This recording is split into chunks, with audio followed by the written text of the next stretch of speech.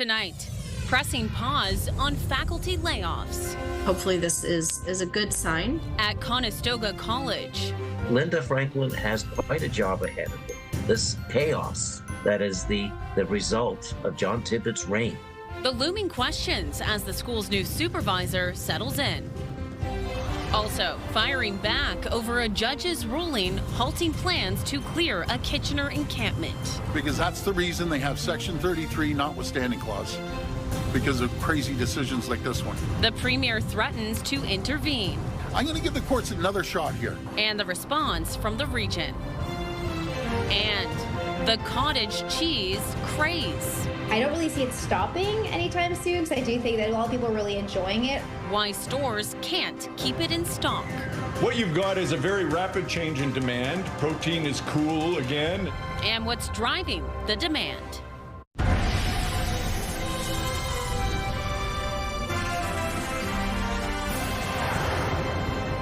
Good evening. The future of Conestoga College remains in limbo as staff, students, and local union leaders wait for direction from the newly appointed administrator.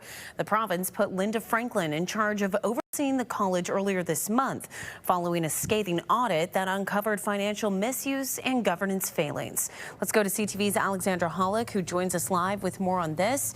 Alexandra, you spoke with union leaders who represent full-time faculty and support staff at the college. What did they have to say?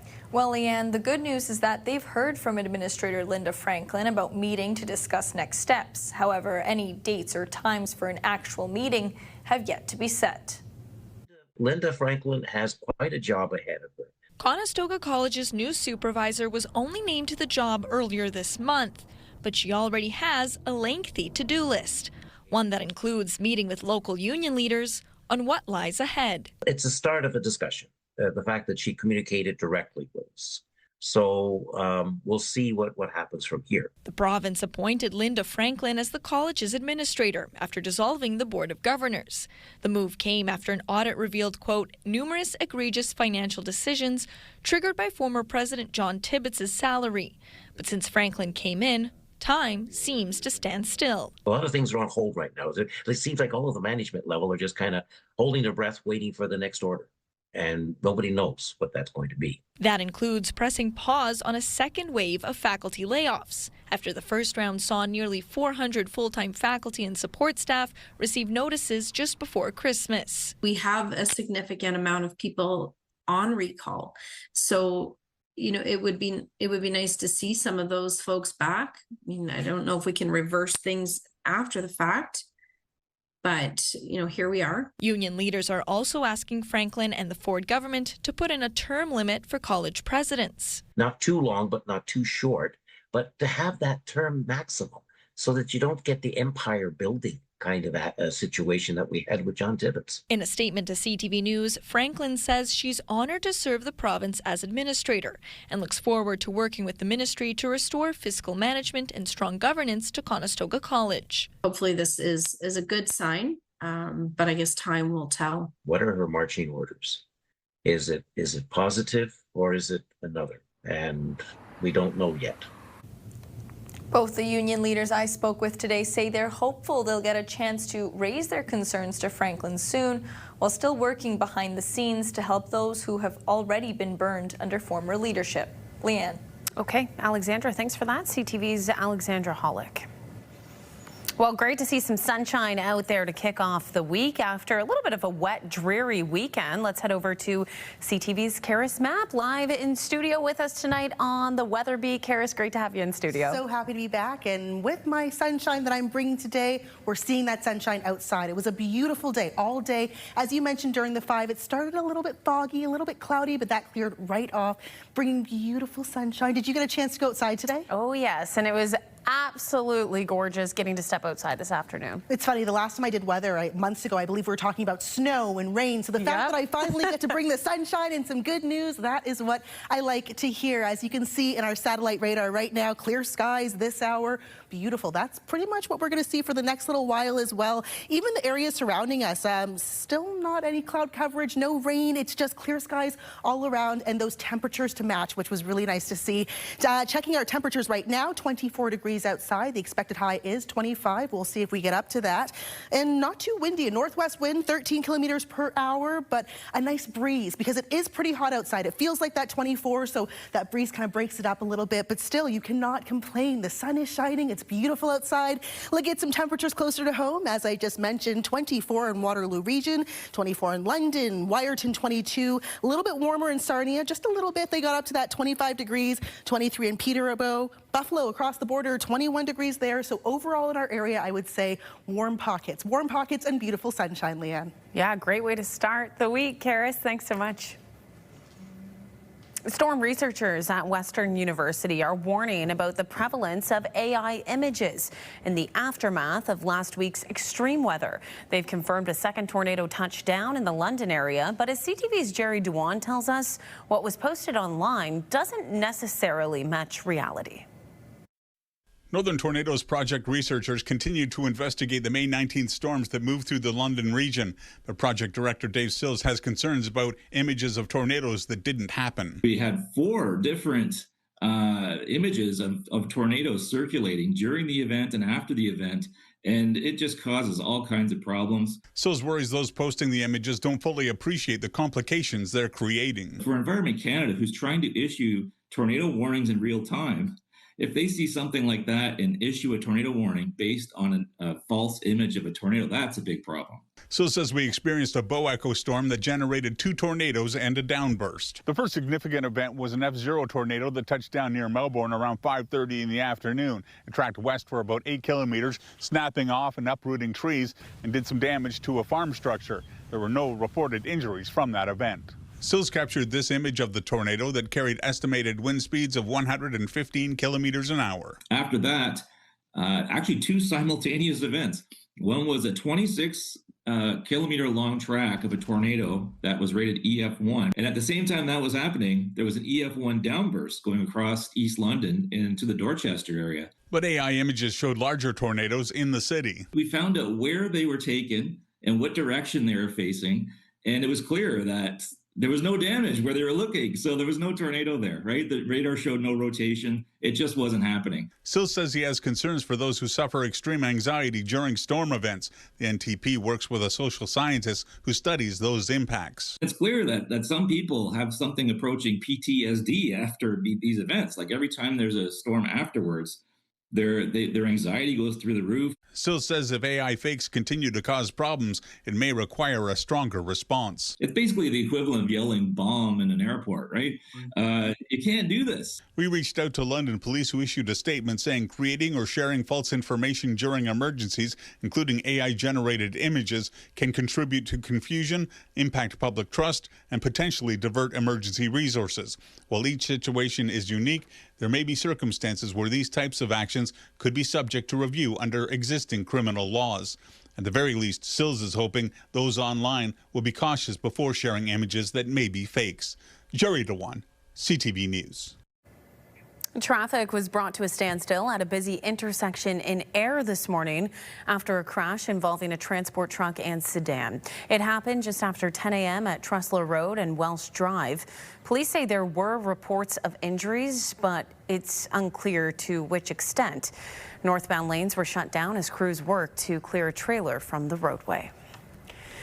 Days after a judge ruled it is unconstitutional to move residents off the site of the encampment at Weber and Victoria Streets in Kitchener, Premier Doug Ford told reporters he would like to see the decision appealed. He also said using the notwithstanding clause to override it is a possibility. CTV's Krista Simpson joins us live tonight with more on this. Krista. Leanne, Premier Ford was asked about the decision at a groundbreaking today for the new Ontario Science Centre. Ford called it another crazy decision by the courts, suggesting an appeal could be in the works and that he's supportive of that. The region has been trying to clear this encampment for years, saying the area is needed for staging for construction for a massive transit hub project that was supposed to start this spring.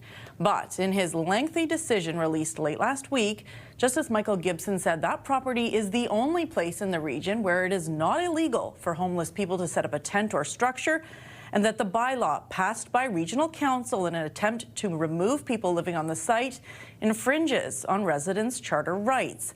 The judge said the region could return to court for another review if they set up an alternative place for those who currently live at the encampment, or if they develop a safe tenting protocol that would allow for outdoor sheltering at other locations with access to services. Today, though, the Premier outlined other options, starting with an appeal and not ruling out using the Notwithstanding clause, which allows provincial legislatures to pass laws that override certain portions of the Canadian Charter of Rights and Freedoms. Let's go through the proper process. I'm going to give the courts another shot here. We're going to appeal it, right? Hopefully the region's going to appeal it. We'll be there with them. Is this a still? And then if they come up with another radical decision, that's the reason many premiers well before me, when they're putting making changes to the Constitution, this is one of the ones they demanded to be in there. So this isn't the first crazy decision. It won't be the last one. We asked the region of Waterloo if an appeal is in the works. In response, they told us in a statement, "We are reviewing Justice Gibson's ruling and will determine next steps in the coming days." Leanne. Okay, Krista, thanks for the latest on that. CTV's Krista Simpson joining us live this hour. It is a big night in Stratford, the official grand opening of the 74th Stratford Festival. 7 shows officially opening this week, including The Tempest, that has the honors of kicking off the 2026 season. CTV's Jeff Pickle joins us live from the red carpet at the Festival Theatre. Jeff, it's a great night for it, and there's a lot to celebrate. Yeah, Leanne, you couldn't ask for any better weather, that's certainly for sure. And, you know, tonight is the night after months and months of hard work. Many of these shows that are beginning now started rehearsing back in February. So a lot of hard work going into the opening night. We do have the red carpet behind us. Some people kind of starting to trickle in for the show. The Tempest tonight.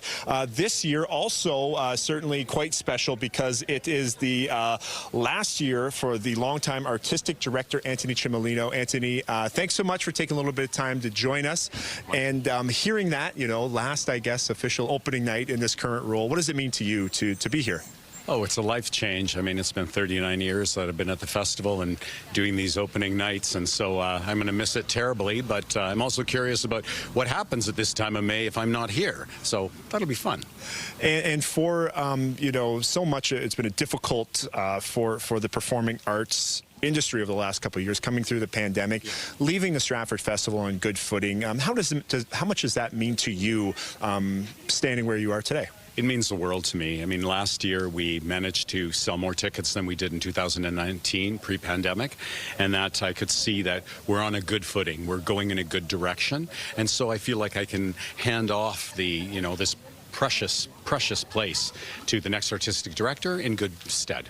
Absolutely. Okay, thank you so much, Anthony. There you have it, Anthony Cimolino on his final opening night. And what is he going to do with all that free time come May next year? We'll have to do a follow-up then. But we'll be back in Stratford with plenty more throughout the night. Leanne?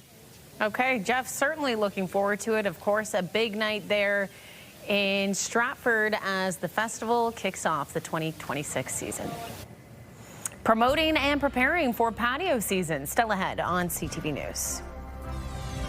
The road closures in place in Cambridge and how officials are hoping to give businesses a big boost this summer. Heather Centerin brings us that story next. A beautiful sunny day so far, and it's not over yet, but is the sunshine set to stick around? I'll have that in your full forecast later in the show.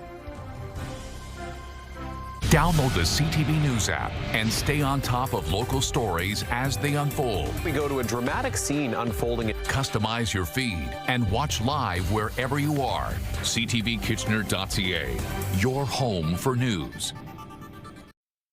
When you see it happen, send it to CTV News. Text 10400. From your screen to ours. Text 10400.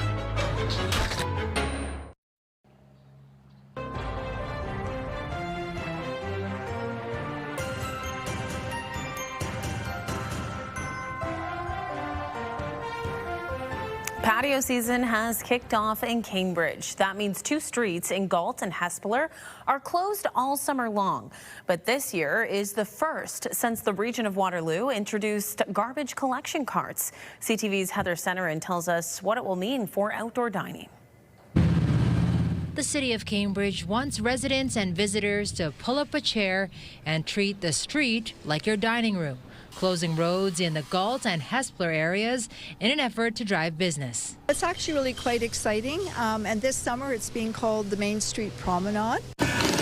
Instead of rolling out the red carpet, crews can be seen literally rolling out patio extensions in front of businesses on day one of the Main Street road closure. We're building another patio on the street right now. It'd be about another maybe 30 seats on the patio on the street. Business owners eager for customers to come out and enjoy.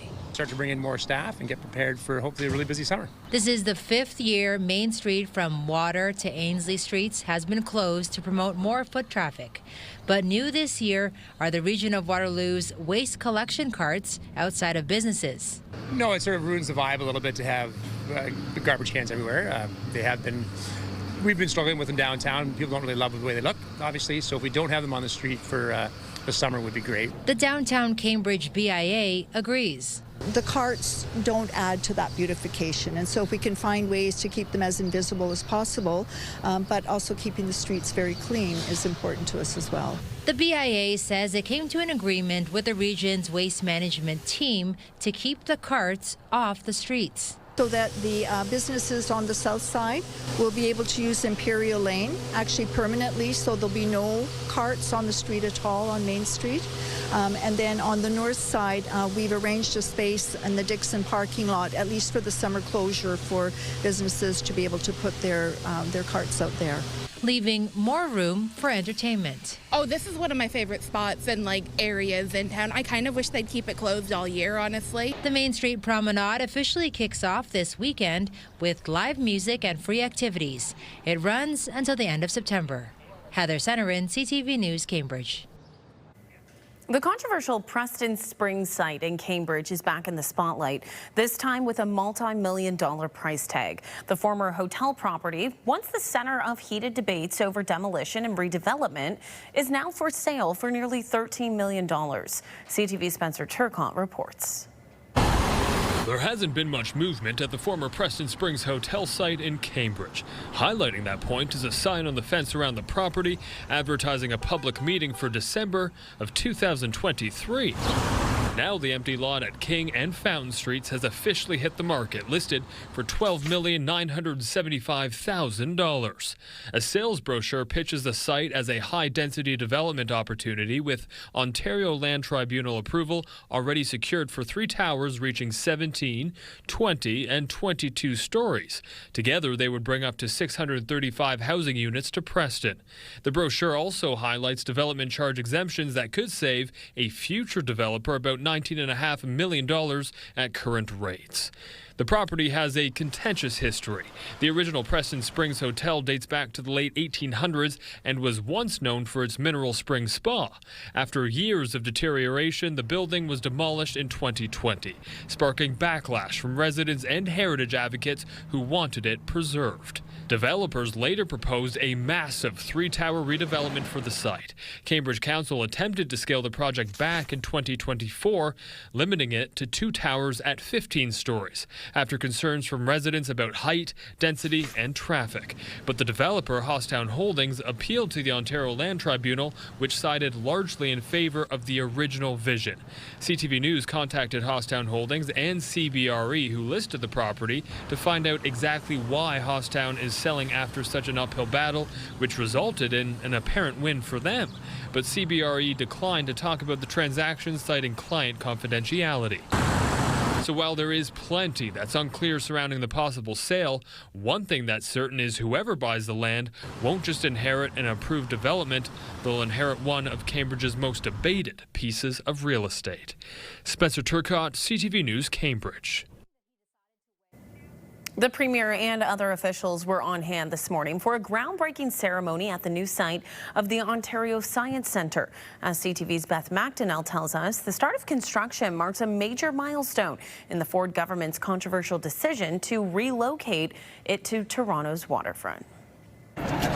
Shovels are in the ground by the waterfront. The new Ontario Science Centre is rising at Ontario Place. And at the heart of the new Ontario Place will be the new Ontario Science Centre. Premier Doug Ford, along with members from the government, Science Centre Board and industry partners, all coming together for the groundbreaking ceremony. The new state-of-the-art, fully accessible Science Centre, which is on track to open in 2029, will inspire the next generation of children and families with new and exciting programming in modern, light-filled spaces. Highlights of the new centre include a 400,000 square foot building for immersive experiences, hands-on exhibits and educational workshops, renovated and enhanced pods to create science-themed experiences, and an upgraded Cinesphere with acoustic enhancements to the IMAX theatre, offering double the seating of the former space. It's a moonscape. I mean, they're talking about 2029 now. The NDP, meanwhile, says the announcement was an opportunity to try and change the channel on other issues the government is dealing with and doesn't speak to the priorities of the people around affordability. You know, what we would like is to be able to go to the Ontario Science Centre right now. Why is it closed? Why has the government made this terrible decision? And we know that it was only ever about giving the government an excuse for their private therma spa. The government's decision to relocate the Science Centre away from the Don Mills site 2 years ago has been controversial. Many claimed it was underfunded and fought to see it repaired, praising it for its unique architecture and ravine setting. Some argue now the centre is half the size and is more about generating tourism than education. The cost so far will be $1.1 billion. $1.1 billion that I think most Ontarians believe that would be better spent on healthcare or education. Save Ontario Science Centre is now focused on keeping and reimagining the former site. Back on the waterfront, the Ontario government says the new Science Centre will create more than 1,000 jobs and attract millions every year. It's a vision that will make Sydney, Australia go, why didn't we do that? It's absolutely stunning. This is a proud day for all of us. The start of its construction, another milestone as Ontario Place transforms. Beth McDonnell, CTV News. Live look outside from the Grand River near Fairway Road in Kitchener. Absolutely gorgeous conditions to kick off the work week. Plenty of sunshine, temperatures in the mid-20s. Karis will tell us how long this is going to last coming up in your full forecast. Also ahead, we'll head back to the Festival Theatre where the curtain is rising on the Stratford Festival's opening night. CTV's Jeff Pickle is there and will join us live with all the excitement just ahead. And later, the cottage cheese craze. Why stores can't keep it on the shelves and what is driving demand.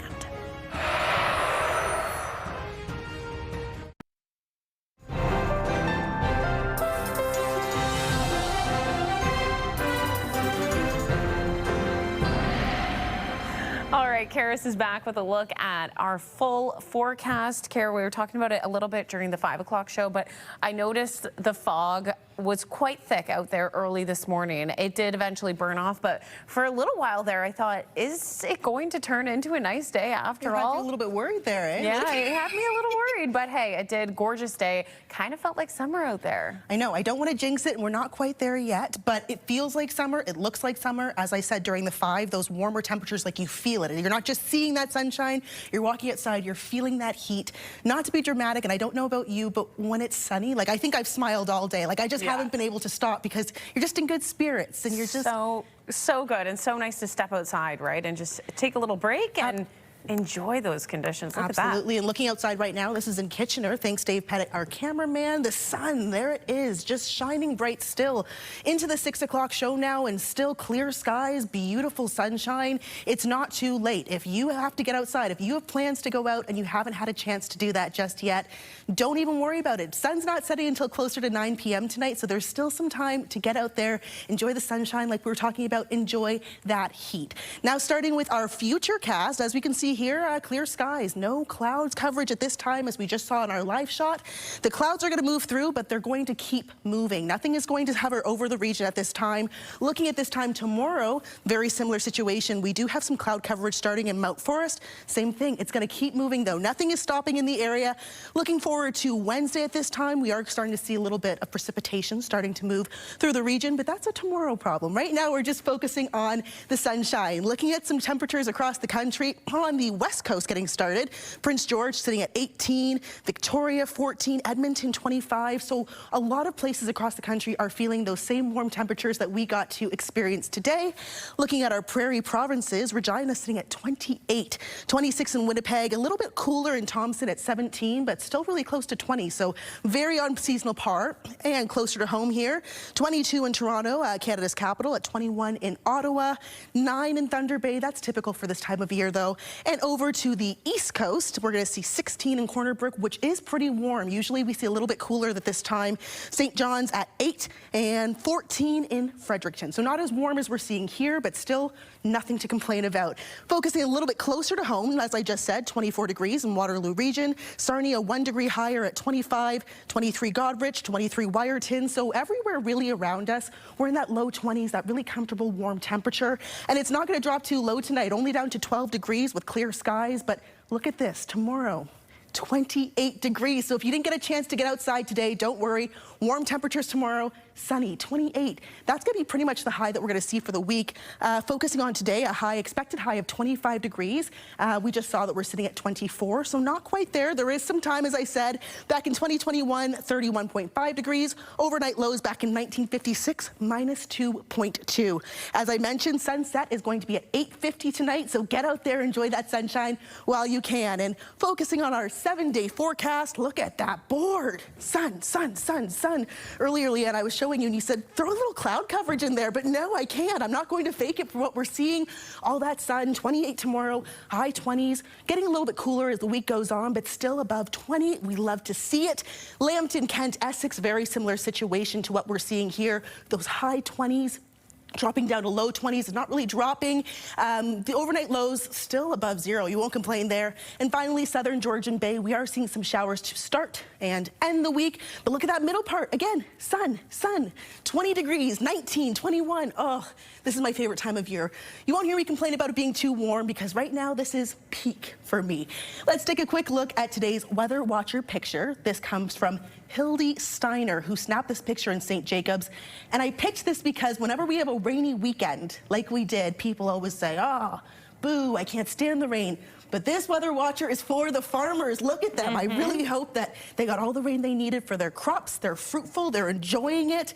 So this one's for you guys. Oh, what a picturesque photo. Yep. See, stunning. Rain can be a good thing, too. That's and that that is that you song. know the song. Luke Bryan.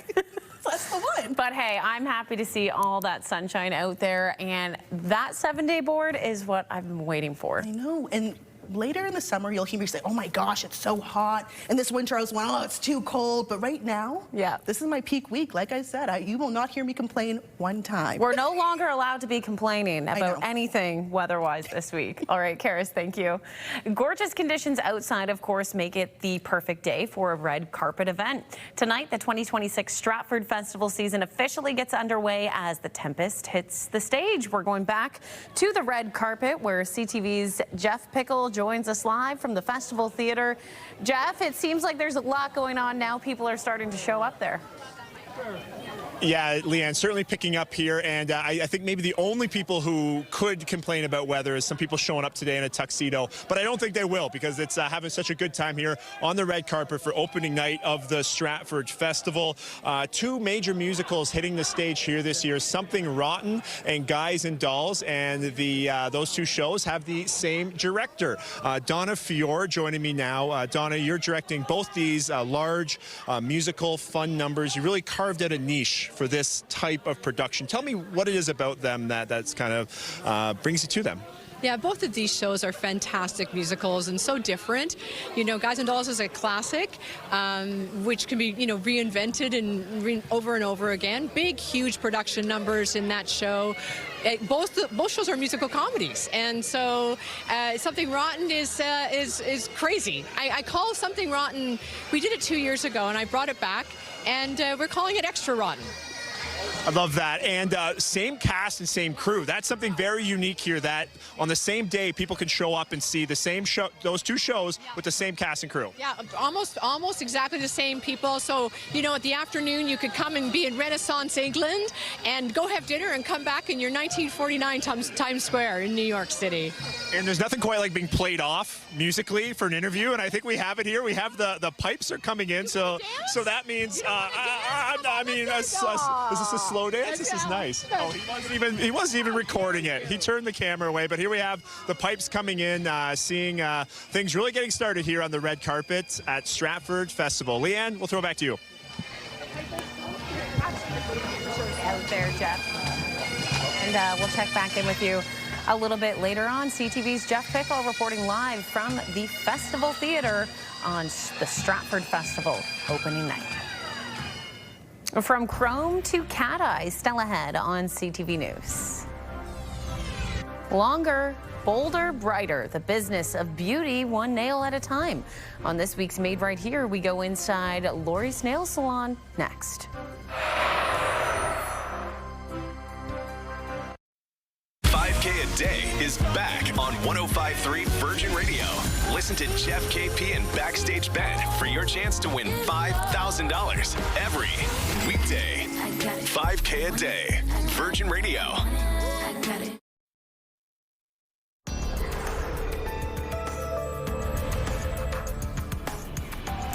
It is a trend that keeps on growing. Cottage cheese has become a staple in many diets lately, a combination of protein and social media.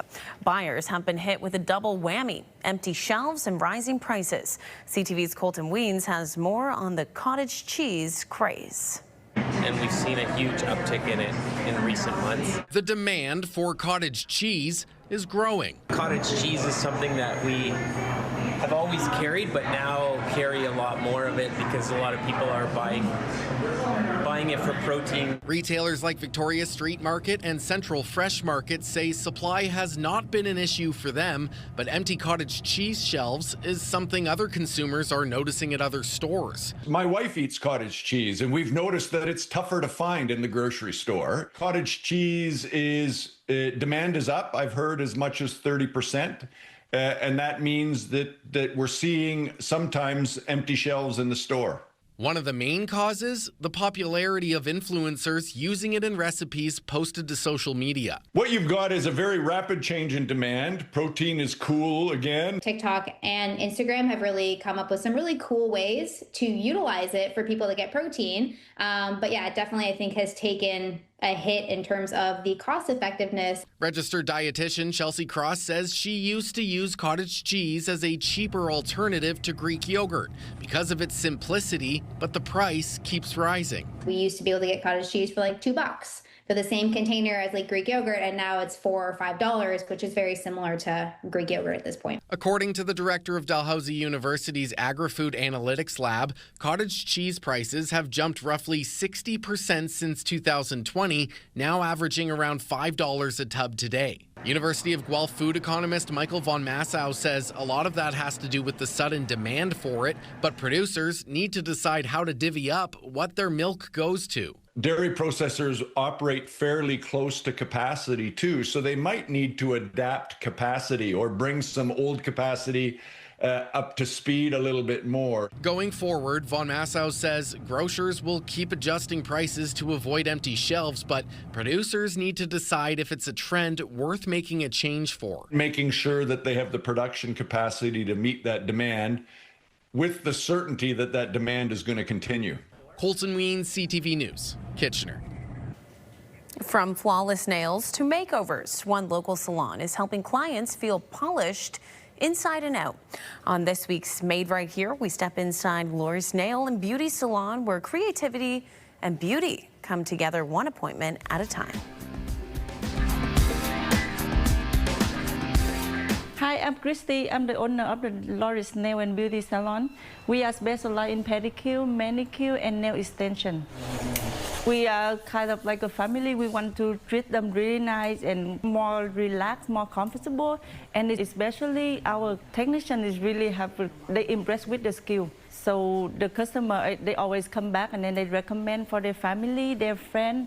That's why we're getting more and more new clients coming. When the customer come in, if they want a pedicure, we offer 3 different kind of pedicure: regular pedicure, Loris signature pedicure, and the luxury pedicure. So today I want to introduce more about the luxury. That's included everything. First, they can soak in the salt soak with orange, and then we do the clean, all the cuticle cleanup, hue treatment. They can enjoy the massage with the hot stone and the steamer. And then end up with the oil candle massage. I love the color. We specialize in the nail extension. It's like acrylic, solar, biogel, gel X, and dual form. And we more about the design. So if you bring any picture you want, anything, we can do exactly like the picture. So just bring whatever you want to have your nails done. Come here, you go to the right place. Our technician is really good, we train really well, and they have experience more than 5 years. So they know what to do, and they always satisfy customers. They do what you want, not what we want. Whatever you need it, we provide. We have a lot of return customer, loyal customer, and we do a really good service. They often do the Google review for us, which is really good. All ladies, we want to look nice. Whenever they stress, even just the color on the nail, it's already make them feel better. They feel more relaxed, like they are our family. And still ahead on CTV News, checking in on the Memorial Cup run. The Kitchener Rangers get set for Game 2 of the tournament, the push to become the top team in the Canadian Hockey League. I'm Jeff Pickle in Stratford, where it's the red carpet ceremony for the 2026 Stratford Festival season. We'll speak to one of the stars of Guys and Dolls and Something Rotten coming up just ahead.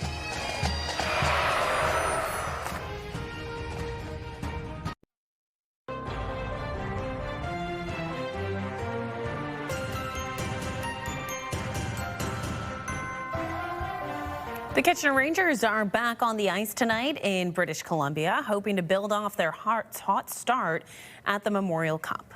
Humphreys drops it back to Bolecki. He's going to fire, and they score. Going to the front of the net, it bounces off of a body, and that was Ellis.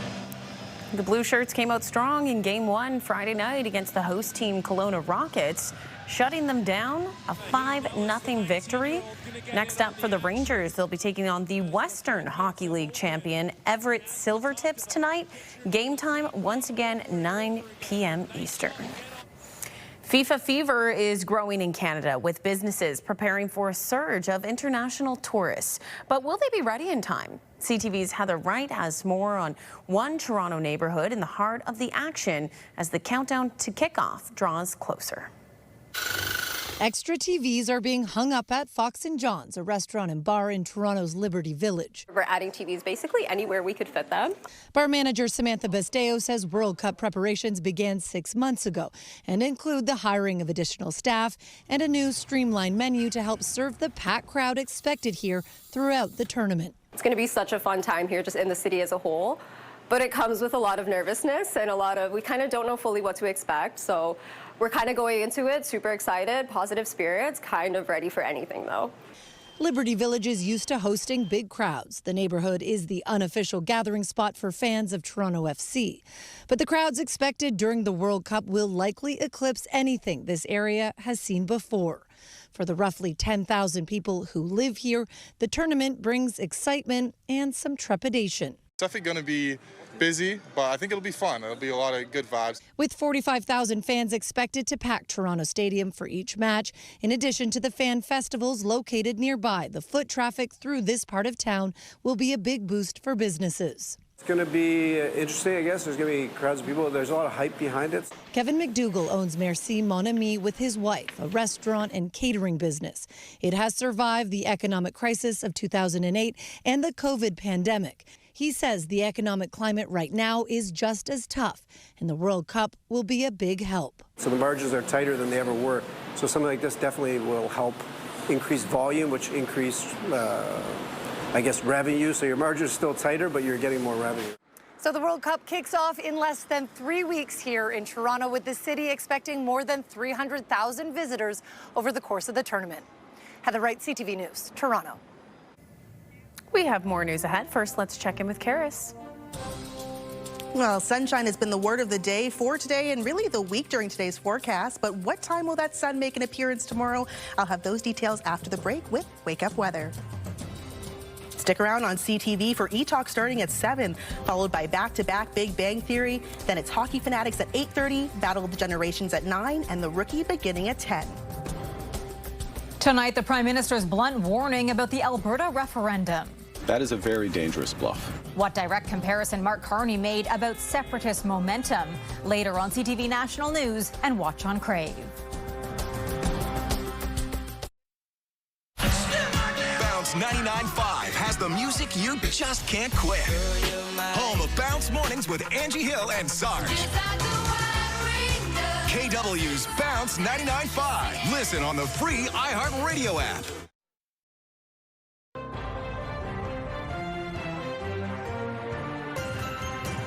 All right, let's check back in with Krista to see what our team is following as we head into the evening. Krista. Well, Leanne, the Kitchener Rangers are back in action tonight. It is game 2 of their round robin at the Memorial Cup. They're taking on the Western Hockey League champion Everett Silvertips. And get this, both teams have exactly the same record in their respective playoffs. 17 wins and 2 losses, but that is going to change tonight as one team aims to remain perfect at the Memorial Cup. Puck drop is at 9, so we'll have updates at 11:30. Plus a different kind of drama. We'll have the sights and sounds of the Stratford Festival on this year's opening night. Leanne. Okay, awesome stuff, Krista. Thanks so much. And one last check on the forecast. Karis, I know by looking at your 7-day forecast earlier that we are in store for plenty of sunshine this week. It is a good week where we're finally seeing things turn. And not even just the nice temperatures, the sunshine, but those warm temperatures to accompany it, so you feel it. But let's see what time the sun will be making an appearance. So by 6 a.m., 13 degrees by 6 a.m. It's going to be a warm one, mainly sunny. Same thing by 16. See, I threw a couple clouds in there. They'll be in and out. Sunshine, 8 a.m., and then by 10, 21 degrees. You're going to want to drink a lot of water tomorrow. Wear your sunscreen on your run. I know you're going out. Enjoy that heat. Enjoy that sun, Leanne. You know, I was just giving you a hard time when I said throw the clouds in there. You know I love sunshine, so I'm here for it. Yeah, won't hear me complain either. I love the sunshine. Again, humid though. It's going to be warm. Yeah. We have to make sure we're hydrating ourselves. And sunscreen, don't forget it. Yeah. All right, let's head back to Stratford one last time, where celebrations are well underway for the opening night of the festival's 2026 season. Checking back in with CTV's Jeff Pickle, who is on the red carpet. Jeff, I know there's lots going on there behind you because it is quite loud where you are right now. Yeah, the international sign for loud scene reporter with finger in ear. But yeah, definitely a lot of excitement going on, a lot of energy here. The mood's kind of shifted, a little bit dangerous. Maybe some wise guys, some local tough guys showing up. And there's nothing more dangerous than a live interview with longtime Stratford actor Dan Shamroy, giving this guy an open mic. Dan, you're starring in both Something Rotten and Guys and Dolls. Yeah. This year, what Guys and Dolls, how is this year's rendition something a little different? Well, you know, I don't know how different it's going to be. I mean, it's song and dance, it's Guys and Dolls, it's one of the great classic musicals, and we're just really happy to present it. I'm going to bring my spin to it. Hopefully people enjoy it, and we open tomorrow, which is crazy and exciting because we've been going at it for a while now. And I was there in February when you guys had your first rehearsal. Yeah. How I guess, rewarding is it to see that process go from people shaking hands and meeting to like where we are today and tomorrow? Well, I mean, it's a really rewarding experience, and certainly we've gone through the process. We've figured out what we want to do with the show, the blocking, the staging. We've rehearsed all the dance numbers. We've gotten to know each other really well, and now we're just ready to share it with an audience, and that's the best part about it, you know? And Something Rotten, Guys and Dolls, two very different shows, two different roles for you. How do you kind of balance between being two very different people sometimes in the same day? I go to a therapist twice a week, but you know, it's like you just got to pace yourself and try to find somewhere to rest in between there. They require different vocal demands, and so I just got to sort of chill out when I have an opportunity to do that. But I'm very, very excited to do Rotten again for the people and play these really wonderful parts. Yeah, it's absolutely amazing. We can sense the anticipation behind us. People have watched an opening night before, know something's about to happen. Guys and Dolls, why don't we slowly back out of the way, and we'll give those out of the way. Here we are, opening night 2026 season. There we go.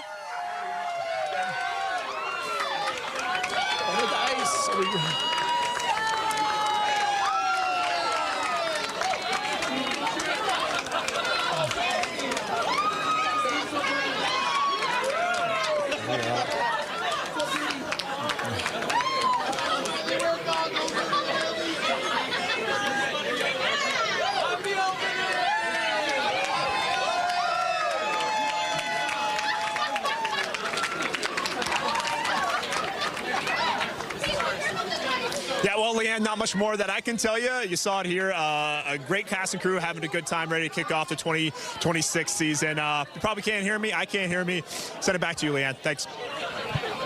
I wanted to ask Jeff, did he get some champagne on his jacket there? I noticed a few little spots, but look at this. Yeah, let's hang on to this just for a moment, because look at these actors. Talent celebrating the opening night of something that they've been rehearsing for and working for so long for. It's great to see opening night at the Stratford Festival. They all look absolutely stunning as well. Say, everyone looks so beautiful, and I actually got to go behind the scenes when they were doing Annie rehearsals last season. Yeah. The hard work that goes into it. Like, I can only imagine when they finally get to that red cart moment, get to share with everyone, and just the feeling of excitement, right? So I love that for it. And the champagne kind of through pickle with the camera lens, that was something else as well. Yeah, and if you haven't been to the Stratford Festival, maybe this is the season to check it out, because it is bar none. What an experience that they put on. So there you go. We'll leave it there. Thanks for joining us. Enjoy the sunshine and the rest of your night. Take care.